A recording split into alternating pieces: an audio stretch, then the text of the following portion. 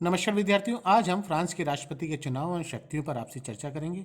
पंचम गणतंत्र के अनुसार राष्ट्रपति के अधिकार क्षेत्रों में व्यापक वृद्धि की गई है और अधिकार क्षेत्रों में वृद्धि होने के कारण राष्ट्रपति का जो पद है वह अत्यंत महत्वपूर्ण व शक्तिशाली रूप लिए हुए है। आज हम फ्रांस के राष्ट्रपति के चुनाव एवं शक्तियों पर आपसे चर्चा करेंगे। फ्रांस के राष्ट्रपति के चुनाव के अंतर्गत योग्यता, उम्मीदवार हेतु जो योग्यता है वह फ्रांस का नागरिक होना चाहिए और वह राजवंश का सदस्य नहीं होना चाहिए। निर्वाचन, राष्ट्रपति का जो निर्वाचन है, नए संविधान के अनुसार राष्ट्रपति का जो चुनाव व्यवस्था है उसे व्यापक रूप प्रदान किया गया है। निर्वाचक मंडल की व्यवस्था की गई है और निर्वाचक मंडल में संसद के सदस्य, समुद्र पार प्रदेशों के विधानमंडल के जनरल काउंसिल के सदस्य, नगर पालिकाओं के प्रतिनिधि निर्वाचक मंडल में शामिल होते हैं। और नए संविधान की जो 7वीं धारा है उसमें द्वितीय मतपत्र योजना के अनुसार राष्ट्रपति का चुनाव होता है। 2 पृथक मतदान होते हैं। यदि प्रथम मतदान में किसी उम्मीदवार को स्पष्ट बहुमत प्राप्त नहीं होता है तो द्वितीय मतदान कराया जाता है और द्वितीय मतदान के अंतर्गत प्रथम मतदान में 2 प्रमुख उम्मीदवार जिन्हें अधिक मत प्राप्त हुए हैं वह उनके लिए द्वितीय मतपत्र लागू किया जाता है। द्वितीय मतपत्र हेतु मतदान किया जाता है और द्वितीय मतपत्र में जिस उम्मीदवार को स्पष्ट बहुमत प्राप्त हो जाता है तो निश्चित तौर पर वह राष्ट्रपति हेतु निर्वाचित होता है। राष्ट्रपति का जो कार्यकाल है वह 5 वर्ष है। इससे पूर्व के संविधान में राष्ट्रपति का जो कार्यकाल 7 वर्ष निर्धारित था, लेकिन अभी राष्ट्रपति का जो कार्यकाल है वह 5 वर्ष है। 2002 में ये नई व्यवस्था की गई और नई व्यवस्था के अंतर्गत राष्ट्रपति का जो कार्यकाल है वह 5 वर्ष निर्धारित किया गया। पहले ये 7 वर्ष था, लेकिन अब संशोधन किया गया है और संशोधन के अनुसार राष्ट्रपति के कार्यकाल को 5 वर्ष निर्धारित किया गया है। साथ में राष्ट्रपति के पुनः निर्वाचन पर कोई प्रतिबंध नहीं है, वह पुनः निर्वाचित हो सकता है।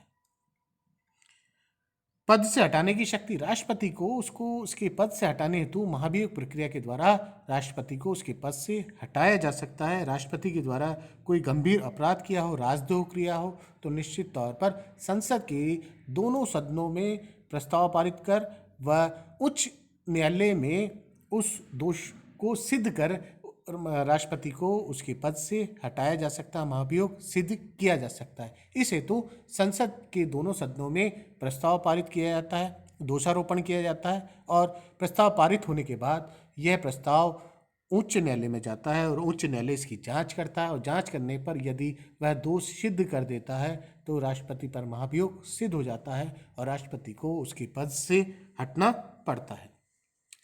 राष्ट्रपति की शक्तियाँ, कार्यपालिका शक्ति, नए संविधान के अनुसार राष्ट्रपति की कार्यपालिका के क्षेत्रों में व्यापक अधिकार व शक्तियाँ प्रदान की गई हैं।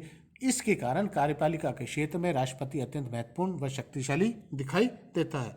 नए संविधान के अनुसार वह प्रधानमंत्री की नियुक्ति करता है, मंत्रिमंडल की नियुक्ति करता है, विभिन्न प्रकार की नियुक्तियाँ राष्ट्रपति के द्वारा की जाती है। तीनों सेनाओं के प्रधान के रूप में राष्ट्रपति होता है। संकटकालीन अधिकार क्षेत्र राष्ट्रपति के पास में होते हैं।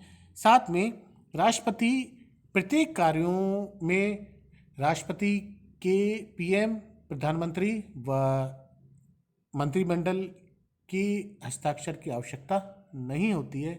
ये जो कार्य हैं वह राष्ट्रपति की कार्यपालिका के अधिकार क्षेत्र में वृद्धि करते हैं। राष्ट्रपति प्रधानमंत्री की नियुक्ति करता है, मंत्रिमंडल की नियुक्ति करता है और ये जो मंत्रिमंडल की नियुक्ति करता है वह मंत्री संसद के सदस्य होना आवश्यक नहीं है। इस कारण से भी राष्ट्रपति मंत्रिमंडल की जो नियुक्तियां करता है उसके अधिकार क्षेत्रों में वृद्धि होती है।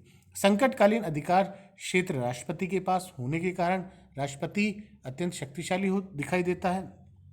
साथ में विभिन्न प्रकार की नियुक्तियां राष्ट्रपति के द्वारा की जाती हैं और राष्ट्रपति के प्रत्येक कार्यों में प्रधानमंत्री और विभागीय मंत्री के हस्ताक्षर की आवश्यकता नहीं होती। केवल कुछ ऐसे क्षेत्र हैं, अधिकार हैं या विषय हैं उन पर उनकी हस्ताक्षर की आवश्यकता होती है। ये जो कार्य हैं इनसे कार्यपालिका अधिकार क्षेत्रों में राष्ट्रपति अत्यंत महत्वपूर्ण दिखाई देता है। विधायी शक्तियाँ, राष्ट्रपति विधायी शक्तियों का भी उपयोग करता है। वह संदेश भेजना, दोनों सदनों को संदेश राष्ट्रपति के द्वारा भेजा जाता है और ये जो संदेश है वह कानून निर्माण की प्रक्रिया में महत्वपूर्ण रहता है। संसद का विशेष अधिवेशन बुलाना, यदि विशेष परिस्थितियां हो, संकट हो, आवश्यक परिस्थितियां हो तो राष्ट्रपति के द्वारा संसद का विशेष अधिवेशन आमंत्रित किया जाता है। विधेयकों पर पुनः विचार, राष्ट्रपति के द्वारा संसद के द्वारा जो पारित विधेयक हैं उन्हें पुनः विचार हेतु राष्ट्रपति भेज सकता है। पहले संविधान में 10 दिन थे, लेकिन नए संविधान में 15 दिन राष्ट्रपति को दिए गए हैं और इन 15 दिनों में वह विधेयकों को पुनः विचार हेतु संसद के पास वापस भेज सकता है। विधेयकों को सीधे जनमत हेतु भेजना, फ्रांस के राष्ट्रपति को यदि ये लगे कि विधायी जो प्रस्ताव हैं, विधेयक हैं, वह अत्यंत महत्वपूर्ण विषय हैं, तो संसद द्वारा पारित ऐसे विधेयकों को वह सीधे जनमत संग्रह के लिए भी भेज सकता है। राष्ट्रीय सभा को भंग करना, फ्रांस का राष्ट्रपति राष्ट्रीय सभा को भी भंग कर सकता है। राष्ट्रपति, प्रधानमंत्री व दोनों सदनों के सभापति के परामर्श से राष्ट्रीय सभा को भंग कर सकता है। नियुक्तियां संबंधी शक्ति, राष्ट्रपति नियुक्ति संबंधी क्षेत्र में व्यापक अधिकार व शक्तियां रखता है। वह मंत्रिपरिषद की बैठकों में राज्य काउंसिलरों की नियुक्ति करता है, प्रीफेक्टों की नियुक्ति करता है, राजदूतों की नियुक्ति करता है, वाणिज्य दूतों की नियुक्ति करता है, प्रतिनिधियों की नियुक्ति करता है। इसके अलावा विश्वविद्यालय के कुलपतियों की नियुक्ति करता है, सेनापतियों की नियुक्ति करता है। विभिन्न प्रमुख अधिकारियों की नियुक्ति राष्ट्रपति के द्वारा की जाती है और ये जो नियुक्तियां हैं वह मंत्रिमंडल के साथ में बैठक कर नियुक्तियां की जाती है। लेकिन मंत्रिमंडल की नियुक्ति भी राष्ट्रपति के द्वारा होती है, प्रधानमंत्री की नियुक्ति भी राष्ट्रपति के द्वारा होती है और मंत्रिमंडल की जो नियुक्तियां की जा रही है, जो विभिन्न विभागों के नेतृत्व करता है, वह संसद के सदस्य नहीं होना। फ्रांस के संविधान में ये आवश्यक नहीं है कि वह संसद के सदस्य हों, उन्हें ये निर्धारित नहीं किया गया है कि वह संसद के सदस्य हों। इसलिए फ्रांस में राष्ट्रपति के अधिकार क्षेत्रों में और भी ज़्यादा शक्ति और वृद्धि दिखाई देती है। फ्रांस के जो राष्ट्रपति हैं वह मंत्रिमंडल की बैठकों का सभापतित्व करते हैं, संचालन करते हैं।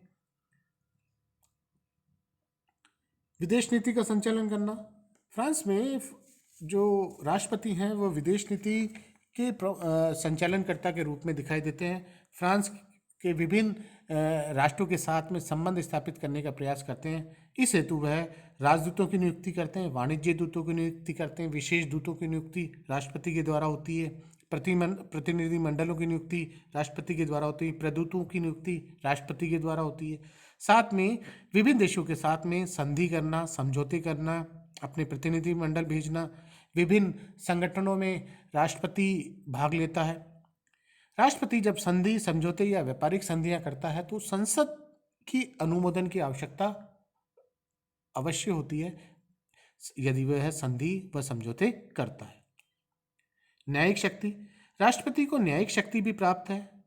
वह संविधान की व्याख्या करने का प्रमुख अधिकारी होता है। वह न्यायिक स्वतंत्रता का संरक्षक है। वह संवैधानिक परिषद की 1/3 सदस्यों की नियुक्ति करता है। संवैधानिक परिषद के अध्यक्ष की नियुक्ति राष्ट्रपति के द्वारा होती है।